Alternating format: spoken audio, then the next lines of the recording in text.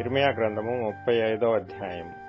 యోషీయా కుమారుడును యూదారాజునైన యెహోయాకీము దినములలో యెహోవా యొద్ద నుండి ఇర్మీయాకు వాక్కు ప్రత్యక్షమై, నీవు రేకాబీయుల యొద్దకు పోయి వారితో మాట్లాడి, యెహోవా మందిరములోని గదులలో ఒకదానిలోనికి వారిని తోడుకొని వచ్చి త్రాగుటకు వారికి ద్రాక్షారసమిమ్మని సెలవీయగా, నేను ఇర్మీయా కుమారుడును యజన్యా మనమడునైన హబజ్జిన్యాను అతని సహోదరులను అతని కుమారులనందరినీ అనగా రేకాబీయుల కుటుంబీకులనందరినీ తోడుకొని వచ్చితిని.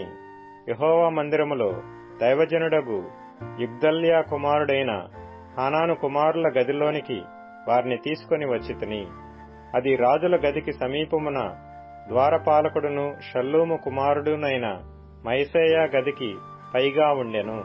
నేను రేకాబీయుల ఎదుట ద్రాక్షారసముతో నిండిన పాత్రలను గిన్నెలను పెట్టి ద్రాక్షారసము త్రాగుడని వారితో చెప్పగా, వారు, మా పితరుడగు రేకాబు కుమారుడైన యెహోనాదాబు మీరైనను మీ సంతతి వారైనను ఎప్పుడునూ ద్రాక్షారసము త్రాగకూడదని మాకాజ్ఞాపించిన గనుక మేము ద్రాక్షారసము త్రాగము. మరియు మీరు ఇల్లు కట్టుకొనవద్దు, విత్తనములు విత్తవద్దు, ద్రాక్షతోట నాటవద్దు, అది మీకుండనేకూడదు. మీరు పరవాసము చేయు దేశములో దీర్ఘాయుష్మంతులగునట్లు మీ దినములన్నీయు గుడారములలోనే మీరు నివసింపవలనని అతడు మాకాజ్ఞాపించెను. కావున మా పితరుడైన రేకాబు కుమారుడగు యెహోనాదాబు మాకాజ్ఞాపించిన సమస్త విషయములలో అతని మాటను బట్టి మేము గాని, మా భార్యలు గాని, మా కుమారులు గాని, మా కుమార్తెలు గాని ద్రాక్షారసము త్రాగుటలేదు.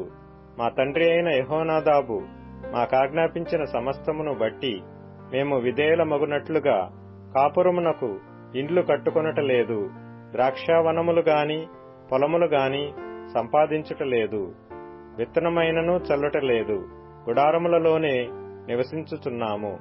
అయితే బబులోను రాజైన నెబుకద్రెజరు ఈ దేశములో ప్రవేశింపగా కల్దీల దండునకును సిరియనుల దండునకును భయపడి, మనము యెరూషలేమునకు పోదము రండని మేము చెప్పుకొంటిమి గనుక మేము యెరూషలేములో కాపురమున్నామని చెప్పిరి.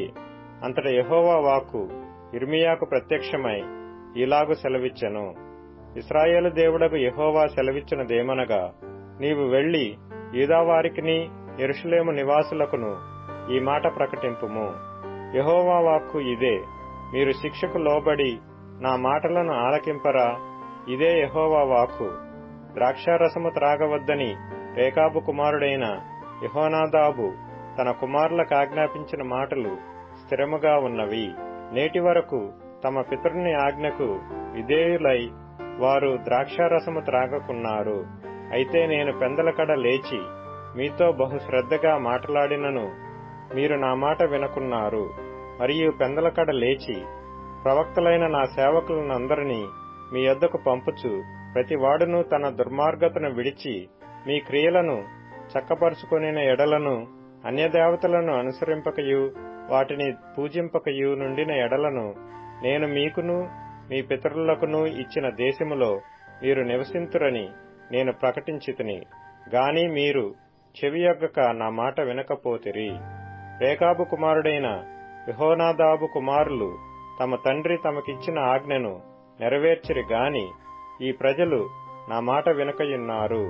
కాబట్టి ఇశ్రాయేలు దేవుడును సైన్యములకు అధిపతియునగు యెహోవా ఈ మాట సెలవిచ్చుచున్నాడు, నేను వారితో మాట్లాడితిని గాని వారు వినకపోయిరి, నేను వారిని పిలిచితిని గాని వారు ప్రత్యుత్తరమియ్యకపోయిరి.